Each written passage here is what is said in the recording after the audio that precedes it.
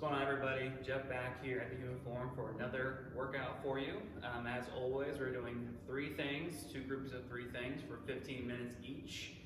So you're getting as much work as you can done in that 15 minutes. And then we will take a little break. We'll come back to our second grouping of 3. We'll work there for 15 minutes. And we'll end today with the finisher, which everyone's going to love. So, to start things out today, we're going to be doing our first 3, which is going to be a banded deadlift, so banded RDLs basically. We're then going to get into a press, so working the pec a little bit here, and then we're also going to finish things out with a side plank with some variations there. Okay, so get right into it, talking about the banded RDL. So we're going to be taking our band that we have at home. Hopefully you have one of these. We're going to be stepping onto the band, so just putting your feet on top. Okay, so hopefully you can see my feet there. Okay, so I'm just stepping onto the band, grabbing the band with my hand on the outside of my feet. Okay, we're going to do grip on, get into a normal deadlift position. So hips shooting back to the wall behind you, finding your hamstring, getting your abs stay on, find those lats, make sure your shoulders staying down. We're going to push through, stretch the band, top, find and squeeze your butt, hips go back, abs stay tight, lats stay on, and push through. Give you a side view for a couple reps so you can see. Again, just take a nice deep breath in. Pushing the hips back, keeping the knees slightly bent. Find those hamstrings. Push through the heel. Drive your butt forward, squeeze your butt at the top. Okay? So nice and easy. If the band you have isn't enough tension for you, you can always add your kettlebell with your band, because you're going to be set up a little bit different. It's going to be stepping into the loops of the band, so feet go right into the loop, like this. So now I'm stuck with something like this here. I'm gonna grab the kettlebell with the band, and then we're gonna pull from there. So same kind of deal here. I'm getting a lot of tension at the top. Again, you're gonna deload a little bit at the bottom, which is fine. That's what you have to wait for, okay? So all good options there. We're gonna go these for about 10 to 12 reps. We might be doing just with the band or with the kettlebell, so 10 to 12 on both of those. And then we're gonna get set up right into our banded press. Everybody getting into our banded press here. Now again, wrapping your band around whatever might work for your house. So whether it's a pole or a heavy furniture or something like that, the door handle trick where you wrap around the door handle. You can always do those things to help you out with this. I'm going to go standing today, but you can certainly do this half kneeling if you'd like to, depending on what you have, wrap your band around. We're going to take a split squat stance, a staggered stance here. Whatever hand is pressing, right now my left is showing, I'm going to put my left foot back. Okay, so I'm squeezing my left glute here as well. I'm going to press the band out into space, hopefully finding some pec muscles here. Remember to keep that shoulder down away from your neck and your ears, that way we're not getting your shoulder involved too much. You want to be finding, hopefully, mostly your pec here as you press the band out into space. Okay?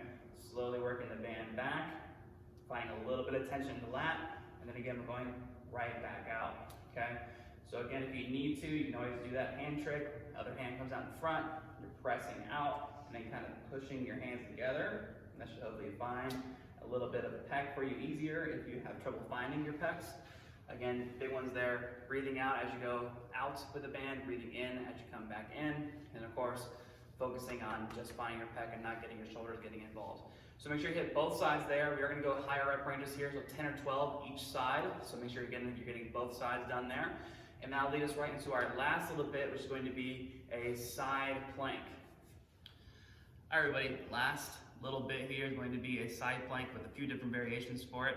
I'm going to go over all 3 here. So the first variation we're going to do is a knee side plank. So we're going to bend the knees and stack them on top, just like this here. We're going to then make sure we get the lat kicking in first. This is going to be for all side plank variations. We want to make sure that this lat, whatever lat is on the nearest floor, is on and working. That way the shoulder isn't taking over a lot of the motion. So again, on this one, all I like to do is kind of draw the elbow down toward my knees. That way this lat kind of kicks in a little bit easier. From there, we should be able to feel this part of your body, but on the underside, working. So the oblique on the underside should be the one kicking in here, okay? So we're going to then make sure lat, oblique are on. Nice deep belly breath in. As I breathe out, I'm gonna come up. Another nice deep breath in. And then again out. okay? Second variation to that one, also you're just gonna hold and breathe there for 30 to 45 seconds if you're doing that version. This next one is gonna be the same thing, but you're having your feet fully extended out. Whatever leg is on top, that should be the leg going in front, okay? It's just gonna help us from not letting your hips open up and go this way. So make sure that the top leg is in front.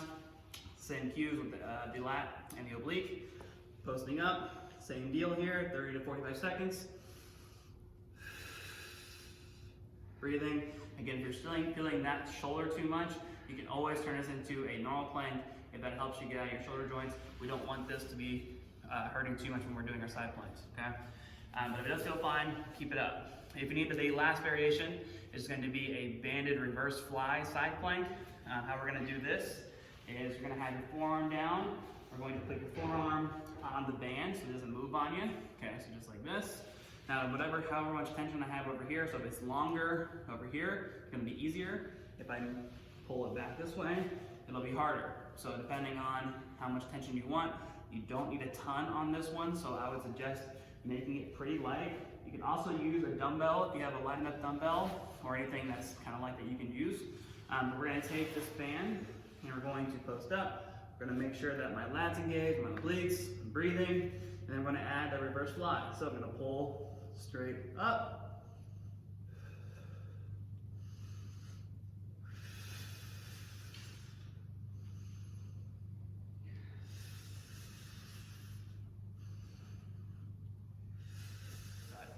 So on this one, we're gonna go for about 8 or 10 reps if you're using the band part of that. If you don't have the band at home or if you don't want to do that one, it's fine. Just do the normal side plank variation for 30 to 45 seconds. And that'll conclude your first 3 exercises. I'll see you in B group. All right, everybody, welcome back to the grouping of B. So again, 15 minutes for this set here. Our 3 things we're gonna work on for this one is going to be a burpee. We're going to be doing a 3-point row, and we're going to finish things out today with a Bulgarian, or basically a rear foot elevated split squat, okay? Let's talk about your burpee. We're going to be doing 8 to 10 of these burpees here. Lots of different variations for this one. You can go from the floor all the way up to an 18-inch box or higher, depending on what you need. Again, at the gym, we usually use 12 or 18 if you're using an elevated surface, something between those things there. But if you would like to go to the floor, you're more than welcome to do this as well. Again, we're going to get 8 to 10 reps here on the burpee. A couple different ways you can do this. I'll show you the first variation, which is going to be when you come down to either the floor or your elevated surface. We want to have your hands underneath your shoulders. So what I mean by that is there should be a line. Shoulder, elbow, wrist should all be in a straight line together. If you're way out here, shoulder does not hit anything, it just goes right to the floor, right? So another big cue, think nose past your fingers, okay? So when I come down to my surface, lay my hands on the flat. I'm going to either walk my feet back, come back up, stand up. Okay, this is the first variation. If you want to do the hop, okay, you're hopping into a plank position. Again, making sure that we're not sagging the hips down when we do that. Okay, so we want to keep straight line while we get into those. Okay, so again, variations of heights there. Floor also being harder. High the box is, gets a little easier for you. So whatever you need for you, go for that. Again, 8 to 10 on your burpee. From there, we're gonna go right over to a 3-point row. So I'll show you on this box I have here. Again, you can use table, bench, chair, anything that's a good height for you. I'm about 6 feet tall, and this is about 18 inches, so this is a good height for me. So if you're smaller than me, 18 might not be a good height for you. If you're taller than me, then you might want something higher. So it kind of depends on how tall you are, how high the height should be for you. But I know that anything won't be perfect, so we'll do the best that we can do.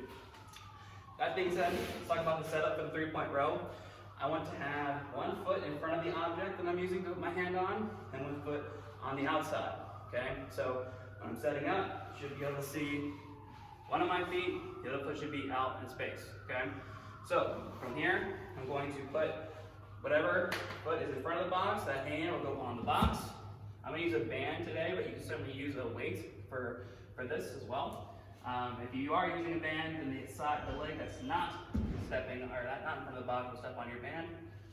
From there, get hand on the box here, loading that lat, so make sure that we're keeping the shoulder down away from our neck, so we shouldn't be rising up like this. So again, down away from our body, okay? So, hand on the platform. We're going to work on stepping on the band.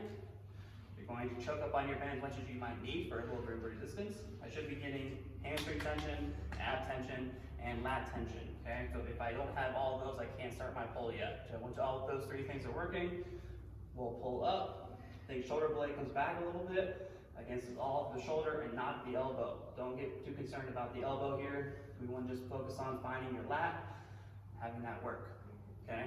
So again, you're hitting both sides. We're gonna go for about 8 to 10 reps each side there as well. And then we'll go into our last thing, which is going to be our rear foot elevated. Okay, everybody, we're here at the last little bit here, which is going to be a rear foot elevated or a Bulgarian split squat. If you are not doing rear foot elevated in class, we can always do a regular split squat. So normally doing the same thing we're gonna do on the elevated surface, but just do it on the floor. Or you can, if the split squat does not work for you, whether you have knee issues or anything like that, you can always switch it out for a goblet squat instead, okay? So I'm gonna show you the rear foot elevated. Again, if you do not do it rear foot elevated, do the same thing I'm doing here, just don't put your foot up on an elevated surface, just keep it on the floor, okay?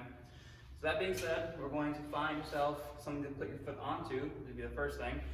Here in the gym, I have these styrofoam blocks. You might not have these at home. So something you can definitely use is if you have like a step stool, if you have a stack of books that you might not read anymore or not that you really enjoy, you can always use the bottom of a stair, that's the last stair of your stairs. You can always use those as well too. So a couple different options for you there. But regardless of what you're using, we're gonna put your foot up onto that object. I'll show this one so you can see. But we're going to, we're going to load into the front leg, right? So only the front leg really working here. The back leg is going to be higher because we want to get a little more range of motion out of the movement, okay? So as I go down to the floor, I'm loading into this hip. So my hips are going to go back a little bit. So I'm feeling some load through the hamstring and glute. My knee is going to hover, the back knee is going to hover the floor or tap the floor gently. And then again, pushing through the front of my heel here, and the front, the leading foot heel, all the way to the top. Find your quad. Again, slowly working it down to the floor, nice and controlled. Just make sure that we're not zooming down to the floor. If you want, you can come up a little quicker, but again, control yourself down toward the floor, and then again, right back up. Again, focusing on this leg only. If you're getting this back leg working, more than likely what's happening is when you come up, you're leaning back here. So try and keep yourself projecting forward. Like I was saying in class, always think of it like you're taking a step forward off of the ledge. So if you were going to do that, how would you walk if you were going to go this way? Obviously, we're not going to move the back leg, but that's kind of how you want to think about it, okay? Always adding weight to this if you need to. Holding your kettlebell or anything like this up here, you can certainly do that. Anything heavy for you. We're going to go 8 to 12 reps each leg, so it's a lot of rep ranges there.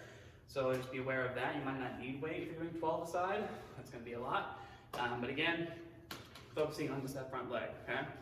Good luck with that one, and I'll see you guys in the finisher. All right, everybody, so for your finisher today, we're going to be doing crawling. So with the crawling, a couple things we're going to we're going to watch out for. We want to be sure that we are feeling this in our abs, okay, first and foremost. From there, we want to make sure that we're not getting too much shoulder involved, so we want to keep the shoulders down away from our neck. So make sure these don't come up like this. Pushing away from the floor, we're going to hopefully not sag into our shoulder blades, so make sure you're pushing all the way away. Two different ways we can do the crawling. We can stay on your knees, or we can go up onto your toes. So staying on your knees, you're going to do the same thing you would do if you're staying on your toes, which is going to be think of your right hand and your left knee connected, and your left hand and your right knee are connected. So when I push harder through my left hand and my right knee, it's going to lift the other side off. I'm going to place down at the same time. I'm going to push harder through my right hand, my left knee. Going to lift. I'm going to go as far as I can. If you don't have a whole lot of room here, you can always just take it back. So crawl as far as you can one direction. You can always go around that way. Okay? So again, to make this a little more challenging, we're going to pop up onto your toes. Same thing applies. Okay? Again, wrist issues, we can always crawl backwards the entire time. That way, as you're crawling, all that weight is hit onto your wrist joint. So if you're going backwards, it'll feel a lot better than coming this way. Okay?